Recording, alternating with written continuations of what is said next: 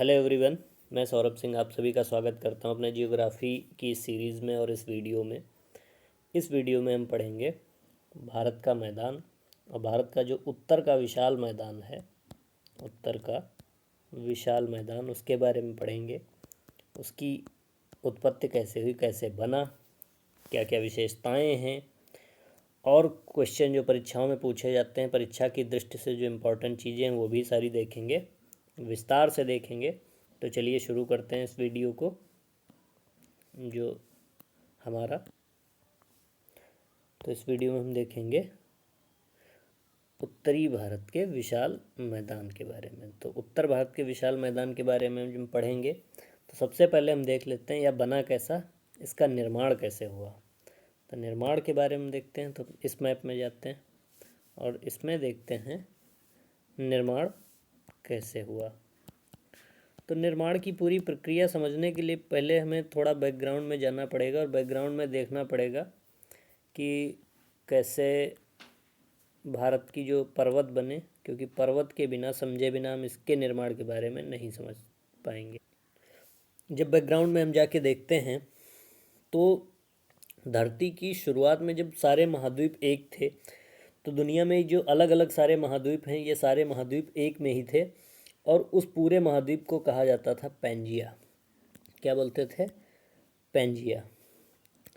उस महाद्वीप को बोलते थे पैंजिया। और पैंजिया महाद्वीप पूरा एक हुआ करता था और इस एक महाद्वीप के जब टुकड़े हुए तो दो भागों का निर्माण होता है।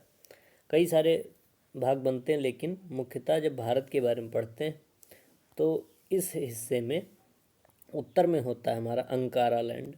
ये जो उत्तरी हिस्सा होता है उसे अंकारा लैंड कहते हैं और जो दक्षिणी हिस्सा होता है ये होता है गोंडवाना लैंड।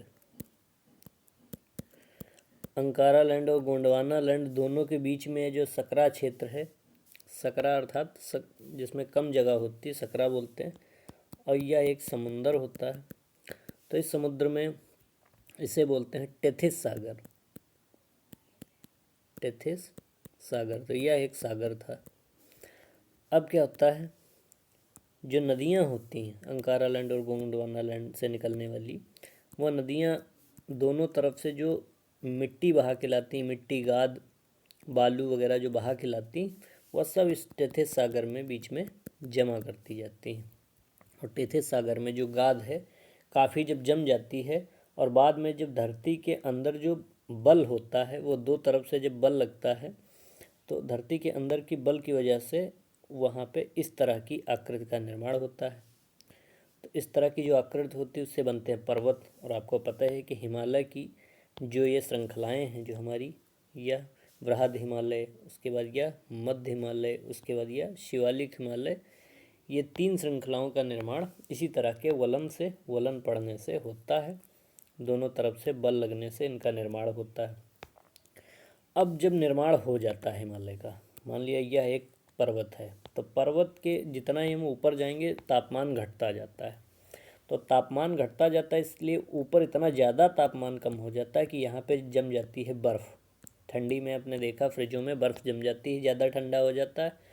तो उसी तरह से यहाँ पे बर्फ़ जम जाती है और बर्फ़ जब बहुत ज़्यादा बर्फ़ जम जाती है और गर्मियों में जब तापमान थोड़ा बढ़ता है तो यह ग्लेशियर, यहाँ के जो बर्फ़ है वो पिघलने लगती है। पिघलने के बाद वहाँ से नदियों का निर्माण होता है और नदियाँ बहते बहते इस तरह से धरातल पे आती हैं।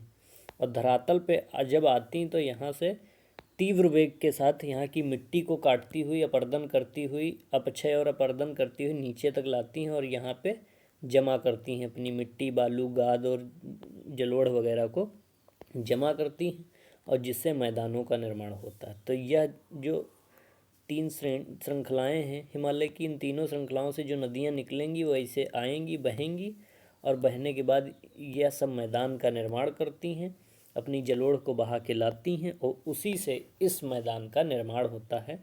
तो हमने देखा कि किस तरह से हमारे उत्तर के विशाल मैदान का भारत के निर्माण होता है। अब हम देखते हैं इस मैप में उत्तर के विशाल मैदान के बारे में। तो उत्तर का जो विशाल मैदान है यह हमारा जलोढ़ से निर्मित है जलोढ़ वही जो नदियाँ बहा के लाती हैं अपने साथ मिट्टी बालू और यह सब, इन्हें जलोढ़ कहते हैं। तो यह जलोढ़ से निर्मित है। इसका निर्माण किससे? जैसे यह हमारी सिंधु नदी है, सिंधु नदी है, यह हमारी सतलज नदी है, उसके अलावा यह हमारी ब्रह्मपुत्र नदी है, उसके अलावा यह हमारी गंगा नदी, और गंगा नदी के बाद यह जो इसकी सहायक नदियाँ जैसे ये यमुना, काली, घाघरा, गंडक, कोसी, ये सारी नदियाँ जो हैं, दामोदर, ये सारी नदियाँ यहाँ पे मिलके इस मैदान का निर्माण करती हैं और अपने साथ जो मिट्टी बहा के लाती हैं सब बिछाती रहती हैं, जिससे उस मैदान का निर्माण होता है। और यह मैदान चूँकि ऊपर से मिट्टी जो आई होती है वह धीरे धीरे बारीक होती जाती, काफ़ी महीन होती जाती, उसमें बहुत सारी ह्यूमस वगैरह के गुण होते हैं और जिसकी वजह से वह बहुत उपजाऊ हो जाती है।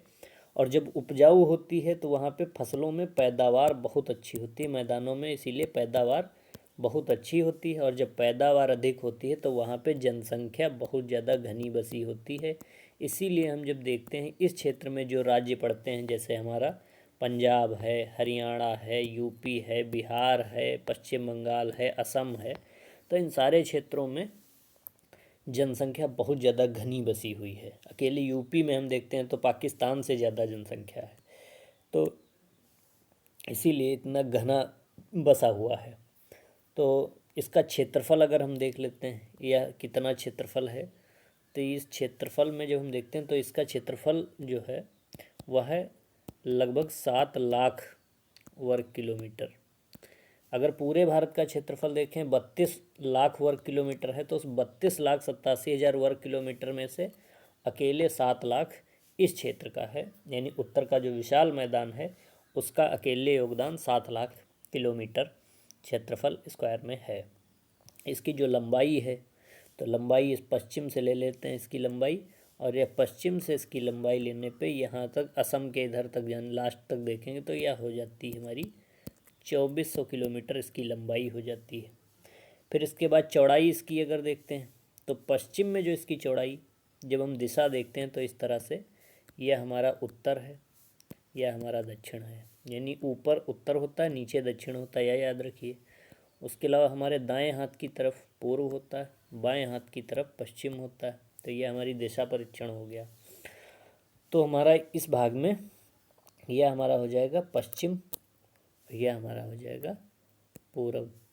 तो जो पश्चिम में इसकी चौड़ाई आप देख रहे हैं, पश्चिम में चौड़ाई इसकी ज़्यादा है, तो यहाँ पे इसकी चौड़ाई 500 किलोमीटर के आसपास होती है, और यहाँ पे चौड़ाई देख रहे हैं काफ़ी कम हो गई है, तो इधर चौड़ाई घटते घटते लगभग 150 किलोमीटर बचती है।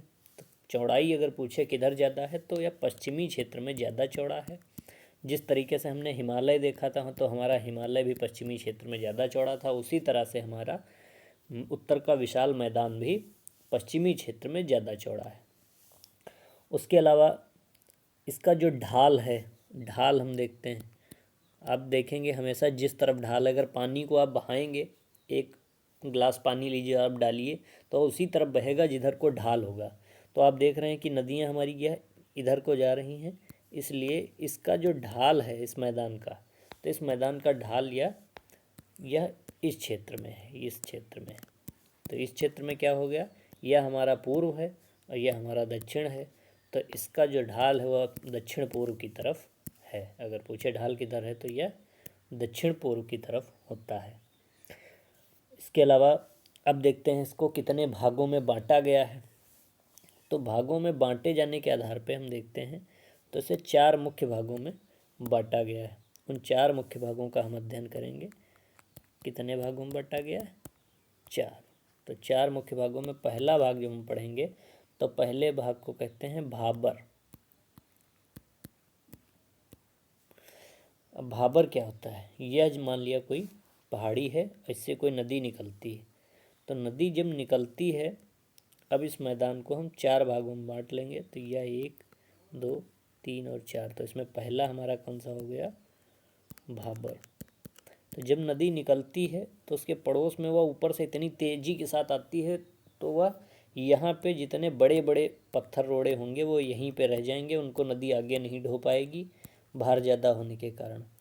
तो पर्वत के पदीय प्रदेशों, यानी यहाँ पे पर्वत का पैर आप देख रहे होंगे, पर्वत का जो पैर कहाँ पे माना जाएगा, वह यहाँ पे माना जाएगा, इस वाले क्षेत्र में जहाँ पे पर्वत खत्म होता है यहाँ पे। तो यहाँ पे पर्वत के पैर हैं, तो पर्वत पदीय क्षेत्रों में भाबर का प्रदेश होता है। इसमें रेत और कंकड़ ज़्यादा होते हैं क्योंकि नदियाँ यहाँ, और बड़े बड़े कंकड़ों में आप देखेंगे कभी कभी नदियाँ नीचे से, पानी नीचे से निकल जाता है, ऊपर सिर्फ कंकड़ पत्थर दिखाई देते हैं, पानी नीचे नीचे बहता चला जाता है बड़े बड़े कंकड़ों में, बड़े बड़े पत्थरों में। तो यहाँ नदियाँ कभी कभी विलुप्त भी हो जाती हैं, विलुप्त मतलब गायब हो जाती हैं, दिखाई ही नहीं देती, क्योंकि पानी नीचे से कंकड़ों पत्थरों बड़े बड़ी पत्थरों के नीचे से निकल जाता है। अब दूसरे क्षेत्र के बारे में जब चर्चा करेंगे, दूसरा क्षेत्र कौन सा होगा, तो हमारा यह दूसरा क्षेत्र, या पहला तो भाबर हो गया, दूसरा क्षेत्र हमारा हो जाएगा तराई। तो दूसरा हमारा क्षेत्र हो जाएगा तराई। तो तराई जो क्षेत्र है वह थोड़ा भाबर के दक्षिण में, यानी सबसे ऊपर अगर हम देखेंगे तो भाबर, और फिर उसके बाद जब नीचे आएंगे तो तराई। तो तराई के जो दक्षिण में है वह है, भाबर के दक्षिण में तराई का विकास हुआ है। तो तराई जो है, यहाँ नदियों का प्रवाह जो है थोड़ा धीमा हो जाएगा, क्योंकि नदी एकदम से यहाँ से उतरी तो यहाँ सबसे तेज़ होगा, सबसे ऊपर पहाड़ पे होगा, जब उतरेगी तो भाबर में थोड़ा तेज़ होगा, फिर भाबर से कम हो जाता है, यहाँ पे नदियों का प्रवाह बहुत धीमा हो जाएगा। और इसका विस्तार भाबर के आगे 15 से 20 किलोमीटर तक तराई का विस्तार होगा, ज़्यादा इसका विस्तार नहीं होता है तराई वाले क्षेत्र में। और भाबर की जो नदियां हैं, यहाँ पे कंकड़ पत्थर थे, अब यहाँ कंकड़ पत्थर नहीं रह गए, तो यहाँ पे नदियाँ जो हैं दिखाई देने लगती हैं, विलुप्त चूँकि भाबर में हो जाती तो यहाँ पे बाहर निकल आती हैं, क्योंकि यहाँ पे कंकड़ पत्थर गायब हो जाते हैं, इसलिए यहाँ पे नदियाँ निकल आती हैं तराई क्षेत्र में। अब यहाँ की नदियों का पानी जो है, यहाँ पानी बहुत ज़्यादा फैलता है, उसके अलावा भर जाता है, और चूँकि छोटे छोटे कण यहाँ बहुत ज़्यादा होते हैं, इसलिए यहाँ पे दलदल बहुत होता है, दलदली क्षेत्र हो जाता है। और दलदली क्षेत्र होने के कारण यहाँ पे मच्छर वगैरह बहुत ज़्यादा होते हैं, और चावल की खेती बहुत ज़्यादा होगी, क्योंकि पानी की ज़रूरत चावल को बहुत ज़्यादा होती है, इसलिए यहाँ पे चावल की खेती काफ़ी अच्छी तरीके से होती है, पैदावार भी अच्छी होती है। उसके आगे जब हम इस वाले क्षेत्र में चलेंगे, हमारा जो आगे वाला क्षेत्र है, तीसरा क्षेत्र, 1, 2 और या तीसरा क्षेत्र, तो इस वाले क्षेत्र को कहते हैं बांगर प्रदेश। बांगर, अब बांगर क्या होता है, यह एक नया जलोढ़ का मैदान है, नया जलोढ़ का मैदान है, और इसमें जो है नया नहीं, पुरानी जलोढ़ का मैदान है, नए को तो खादर बोलते हैं, पुरानी जलोढ़ का यह मैदान है। और पुरानी जलोढ़ का मैदान होने के कारण कभी यहाँ पे मान लिया पानी आया करता था, यहाँ पे गाद अपनी बहा के नदियाँ जमा करती थी, लेकिन अब वर्तमान में यहाँ पे पानी नहीं आता है, इसकी वजह से इसको बांगर प्रदेश कहते हैं। बाढ़ का पानी अब यहाँ नहीं आता है, और यहाँ पे जो खेती होती है वह मुख्यतया सिंचाई के द्वारा होती है, और सिंचाई के द्वारा यहाँ पे मुख्यतया खेती की जाती है, तो इसे बोलते हैं हमारा बांगर प्रदेश। इस भाग में चूना की अधिकता होती है, चूना काफ़ी पाया जाता है, तो यह भी याद रखिए, क्वेश्चन पूछा गया कई बार, क्योंकि खादर में चूना कम पाया जाता है, लेकिन यहाँ पे चूना प्रचुर मात्रा में पाया जाता है। CaCO3 कार्बन डाइऑक्साइड का लिख दिया था, तो चूना यहाँ पे पर्याप्त मात्रा में पाया जाता है। रेत भी प्रचुर मात्रा में पाई जाती है, इसके अलावा खादर की तुलना में उपजाऊ भी कम होता है। आगे देखते हैं, तो चौथा जो और लास्ट हमारा है उसे बोलते हैं खादर प्रदेश।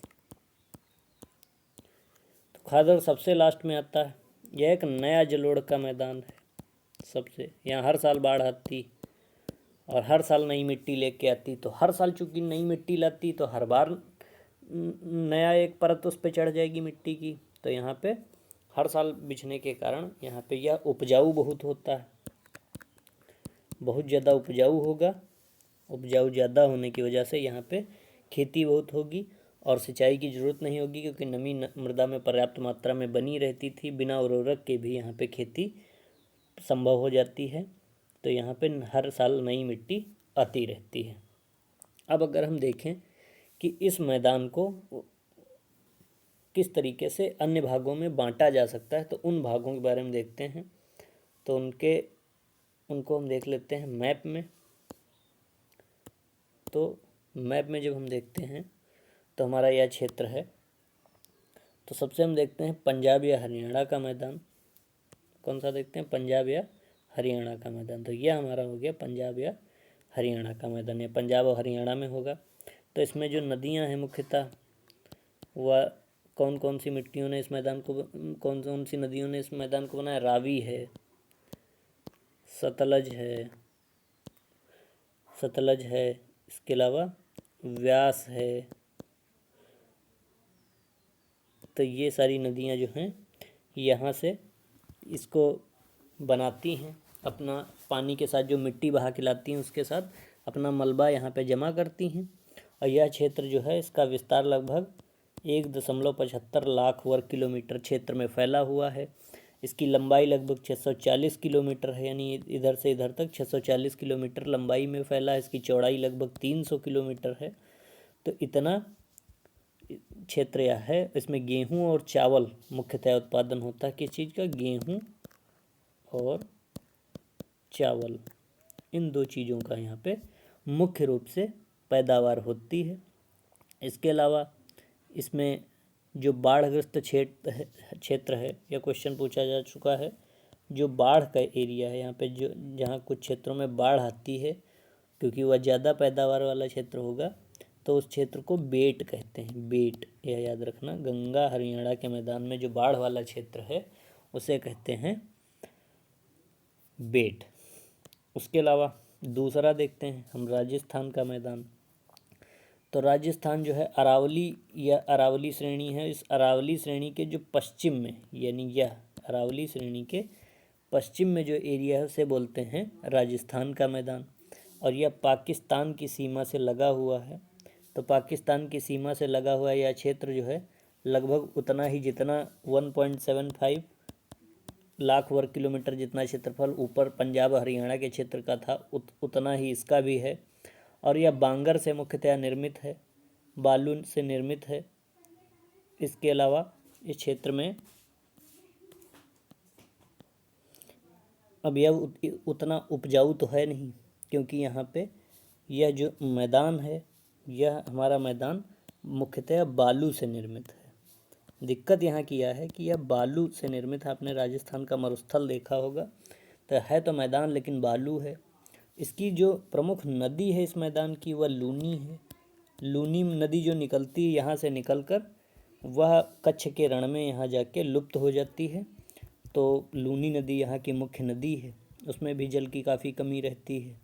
इसके अलावा यहाँ की कुछ जो झीलें हैं वह कौन कौन सी हैं? वह एक सांभर झील है, नमक इससे बनाया जाता है। सांभर झील है, डिडवाना झील है, सांभर झील, डिडवाना झील। उसके अलावा लून और करसर, यह नदियाँ जो हैं प्रमुख झीलें यहाँ हैं। इसके अलावा यहाँ की प्रमुख फसलें जो हैं वह ज्वार है, मोटे अनाज की होगी, क्योंकि बालू वाले क्षेत्रों में कम पानी जिनको चाहिए वो फसलें उगाई जाती हैं, इसलिए ज्वार है, बाजरा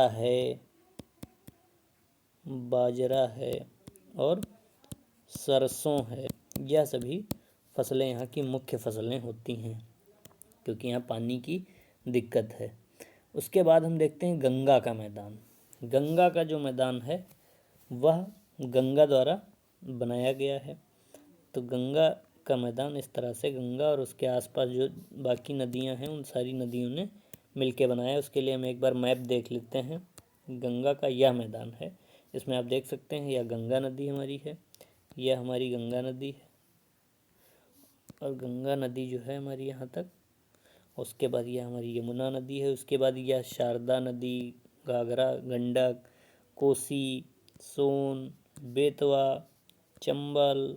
तो ये सारी नदियाँ जो हैं, ये सारी नदियों ने इस क्षेत्र में काफ़ी मिट्टी ला कर बहा कर ये सारी लाई हैं अपनी मिट्टी के साथ। उन्होंने इस क्षेत्र का निर्माण किया है।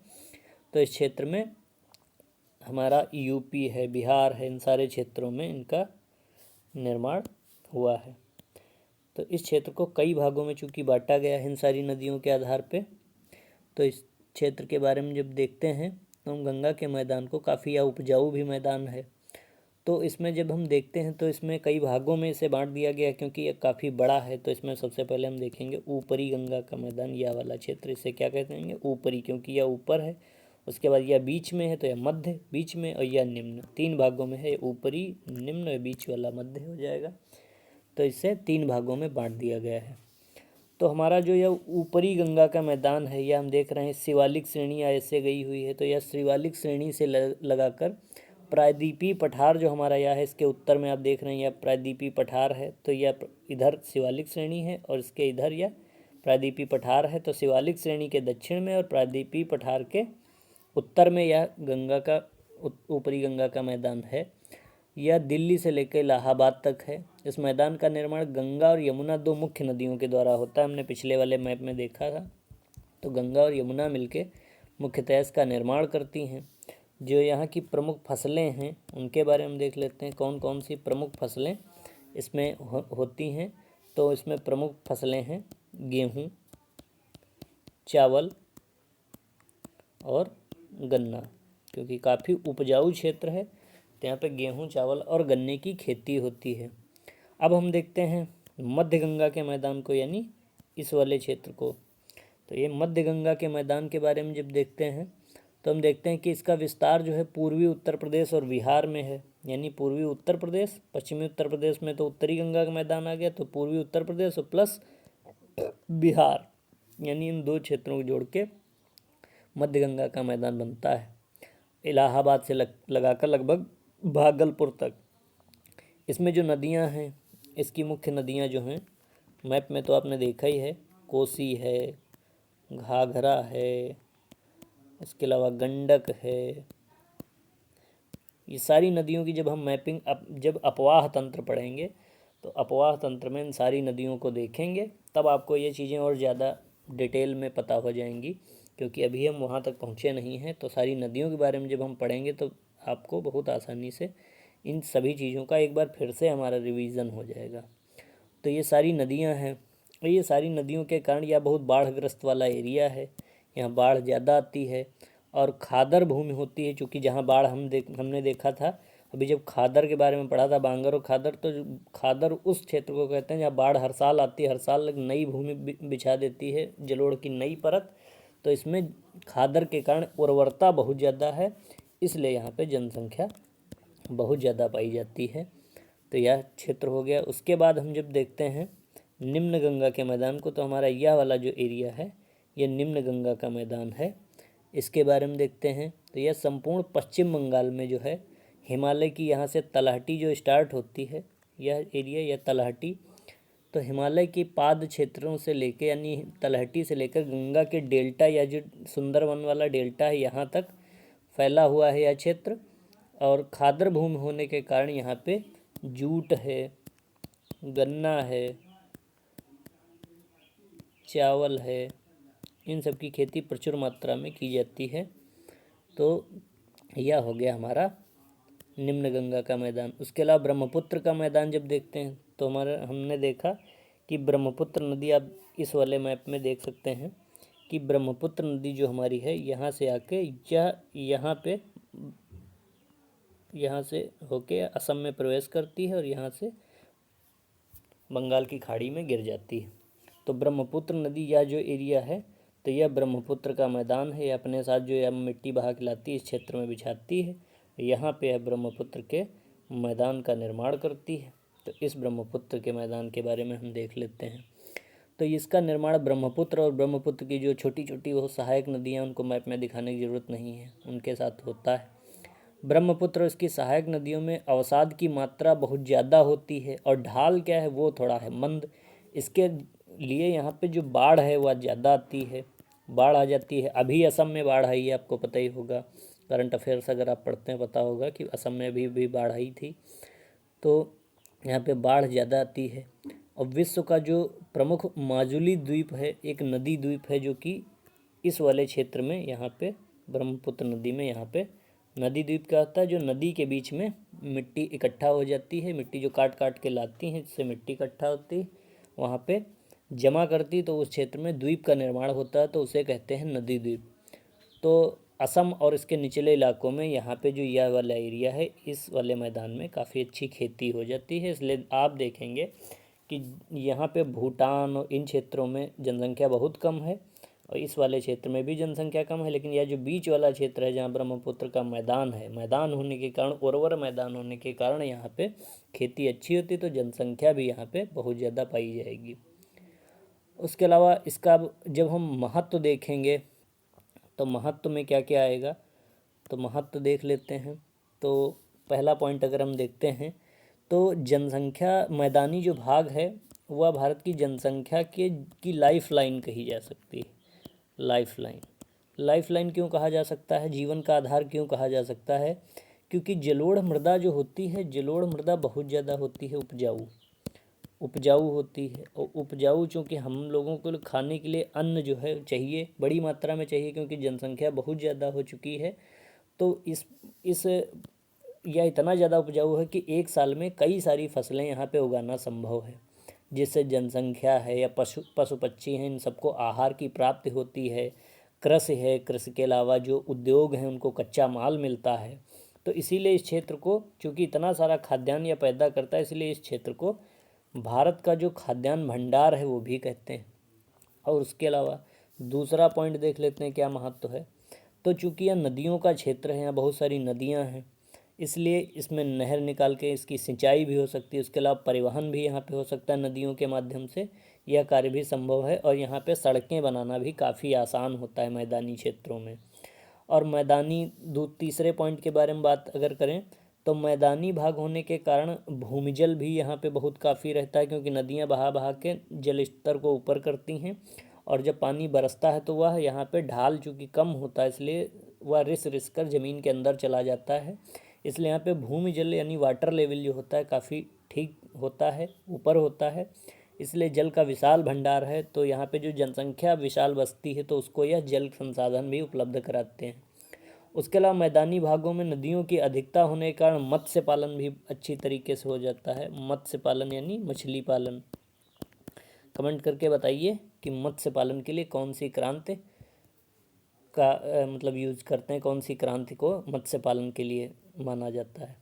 उसके अलावा अवसादी भूगर्भिक संरचना के कारण यहाँ पे पेट्रोलियम पदार्थों के जो भंडार होते हैं वह भी पाए जाते हैं। आपको पता ही होगा कि भारत में सबसे पहले असम वाले इस क्षेत्र में, असम के क्षेत्र में डिगबोई नामक जगह से, डिगबोई में जो परिष्करणशाला पहली स्थापित की गई थी, अंग्रेज़ों ने इसी क्षेत्र में भारत में पहली बार पेट्रोलियम निकाला था। तो यह भी इम्पॉर्टेंट है। उसके अलावा समतल भूमि होती है यहाँ पे, क्योंकि मैदानों में आपने देखा होगा ज़मीन जो है बराबर होती, पहाड़ों की तरह और पठारों की तरह ऊंच नीच भूमि नहीं होती है। इसलिए यहाँ पे रेल है, परिवहन है, सड़क है, या बहुत आसानी से किया जा सकता है। उसके अलावा ऐतिहासिक घटनाओं का भी यह काफ़ी महत्वपूर्ण क्षेत्र रहा है। यहाँ पे बहुत सारे युद्ध रहे, बड़े बड़े साम्राज्य, मगध जैसे साम्राज्य, दिल्ली सल्तनत रही, तो इस वाले क्षेत्र में काफ़ी सारे युद्ध भी हुए हैं। पानीपत है, तराइन है, इन सारे युद्धों का मैदान भी यही रहा है। और पाटलिपुत्र का जो विशाल साम्राज्य मगध का बना वह भी यहाँ रहा है। तो सामंतवाद, राष्ट्रीय आंदोलन, सिंधु घाटी सभ्यता, आर्य संस्कृति के भी क्षेत्र में इसका काफ़ी योगदान रहा है। तो यह रही काफ़ी सारी चीज़ें जो हमें पढ़नी थी उत्तर भारत के इस विशाल मैदान से। आशा है आपको सारी बातें आसानी से समझ में आ गई होंगी। और मिलते हैं नेक्स्ट वीडियो में, तब तक के लिए धन्यवाद। Thank you.